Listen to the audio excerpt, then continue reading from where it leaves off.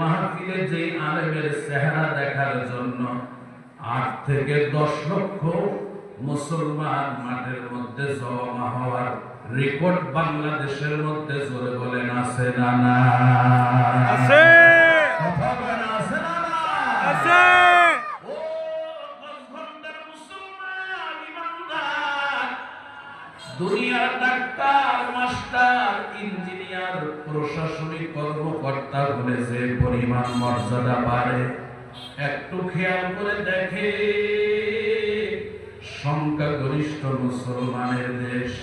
এই দেশের মধ্যে ধর্মের বিরোধিতা করে কোনো লাভ নাই।